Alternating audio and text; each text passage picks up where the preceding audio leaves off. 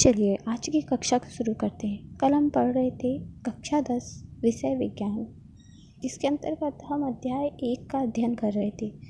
अध्याय 1 में हम जीवों के विकास के बारे में जानने का प्रयास कर रहे थे कि जो जीवों में एक कोशिकीय से बहुकोशिकीय तक विकास हुआ है और फिर उनकी संरचनाओं में विविधता आई है, इस विविधता के आने का क्या कारण, ठीक है।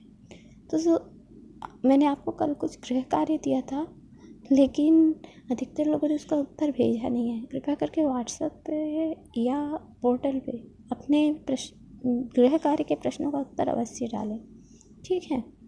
तो यहाँ पर गृह कार्य का जो उत्तर है आपको स्क्रीन पे दिखाई दे रहा होगा। सबसे पहला है कोशिकाओं में विकास से, कोशिकांगों में विकास से। जो कोशिकाओं में विकास हुआ है उसका प्रमुख कारण है कि उनमें कोशिकांग आ गए, फिर उनके केंद्रक के चारों ओर झिल्ली बन गई और गुणसूत्रों का विकास हुआ। अब यहाँ जो तीसरा बिंदु है, गुणसूत्रों के विकास से कोशिकाओं का विकास होना, यही जो बिंदु है वह प्रमुख है कि इसी के कारण जीवों में विकास मुख्य रूप से हुआ है।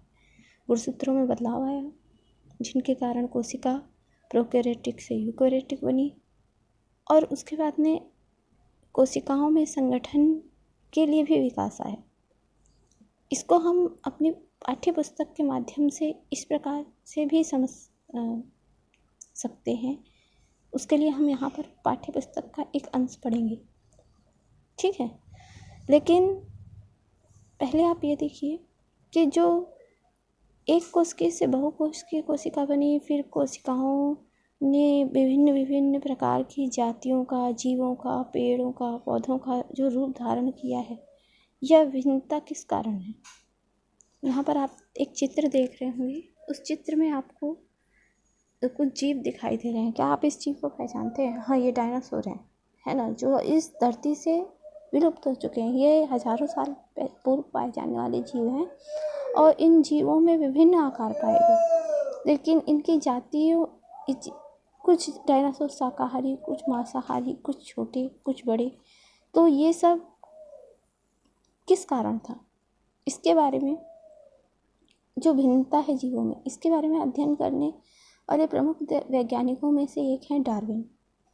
डार्विन ने सन 1831 में इंग्लैंड से दक्षिण अमेरिका तक पृथ्वी के कई महाद्वीपों की सैर करी और इसके लिए उन्होंने HMS बीगल नामक जहाज में यात्रा की।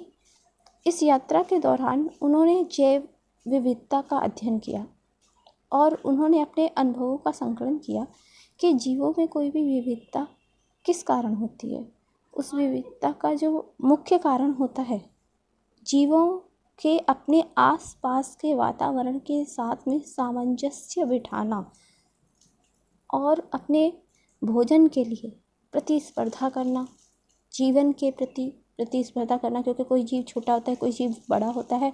बड़ा जीव छोटे जीव को खाता है, तो छोटे जीव को अपने आप को मॉडिफाई करना पड़ता है कि वह किस प्रकार से, अब वो बड़ा जीव मान लो शेर है और छोटा जीव खरगोश है, अगर खरगोश बैठा रहेगा तो शेर तो उसको खा जाएगा, तो उसको अपने जीवन के प्रति छोटा होने के कारण वो शेर से लड़ तो नहीं सकता, लेकिन वो तेज़ी से भाग सकता है। तो इसीलिए खरगोश के अंदर तेज़ी से भागने के जो एक बदलाव आया है ना, वो उसके जीवन को सुरक्षित करने के लिए है। डार्विन के अनुभव के आधार पर उन्होंने कहा कि जो जीव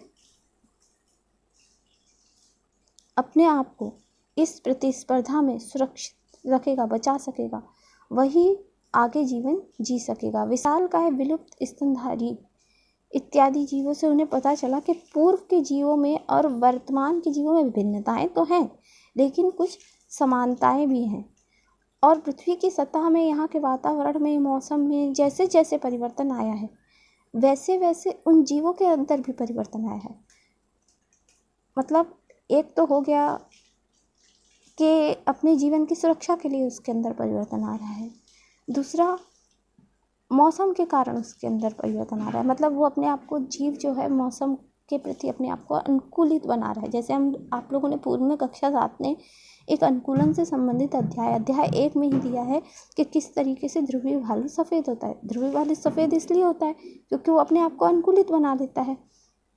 किस लिए अनुकूलित बना लेता है कि वहाँ जो ठंडे प्रदेशों में रहता है तो उसकी त्वचा ठंडे प्रदेशों के कारण उसके त्वचा का जो मेलेनिक वर्णक है वो नीचे चला जाता है, जिसके कारण वो उसका जो बाहरी अन्य भालुओं की तरीके से कलर काला न दिख के सफ़ेद दिखता है। अब यहाँ देखिए आपको एक वर्मी जीव दिख रहा होगा। पूर्व के वर्मी बड़े थे क्योंकि उस समय पेड़ पौधों का आकार बहुत बड़ा था, पृथ्वी पर जगह ज़्यादा थी आसपास में भोजन के लिए, लेकिन धीरे धीरे उनके जो आकार प्रकार है उसमें क्षरण होता गया और अभी के वर्मी जो है छोटे आकार के हैं।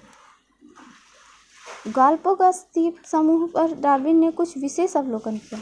उन्होंने देखा कि वहाँ के जो जीव हैं, और वो क्योंकि द्वीप समूह है तो वहाँ पर बहुत सारे छोटे छोटे द्वीप, जैसे हम लोगों के यहाँ अंडमान निकोबार द्वीप समूह है तो छोटे छोटे बहुत सारे द्वीप जो है वहाँ पर आपस में मिल के एक समूह बना रहे हैं। उनमें हर टापू पर कुछ पक्षी जिन्हें फिंच कहते हैं पाए जाते हैं, लेकिन प्रत्येक टापू पर वहाँ के पेड़ पौधों की प्राप्ति के आधार पर उन अर्थात कीड़े मकोड़े पेड़ पौधों की प्राप्ति के आधार पर उन फिंचों की जो जीभ है उस जीभ में चोंच है, उस चोंच में भिन्नता पाई जाती है ना। इन विभिन्न आकार की चोंचों के पाए जाने, जीवों के आकार प्रकार में विभिन्नता पाए जाने और उनकी गति भोजन आदि में विभिन्नता पाए जाने से संबंधित कुछ निष्कर्ष हम यहाँ पर देख सकते हैं। जैसे जीवों में स्थान वातावरण के आधार पर विविधता पाई जाती है। विविधता का कारण भोजन के प्रति परिवेश के प्रति अनुकूलन है।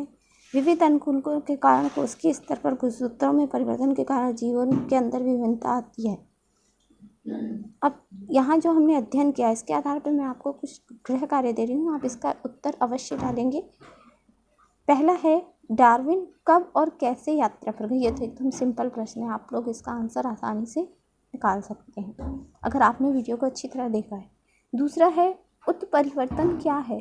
उत्परिवर्तन मतलब अपने अंदर वह परिवर्तन लाना जिसके कारण वो अपने आप को सुरक्षित करे। जीवों में अनुकूलन का क्या कारण है। अब हम लोगों ने अभी जो पढ़ा है उसके आधार पर आप निकाल सकते हैं कि जीवों में अनुकूलन का प्रमुख कारण क्या है। ठीक है। और उत्परिवर्तन जो होता है मतलब किसी चीज़ के प्रति स्वयं को ढालना और फिर उसके प्रति एक लंबे जीव जातीय परिवर्तन को ही उत्परिवर्तन कहते हैं। तो इसको क्या कहते हैं आप लोग,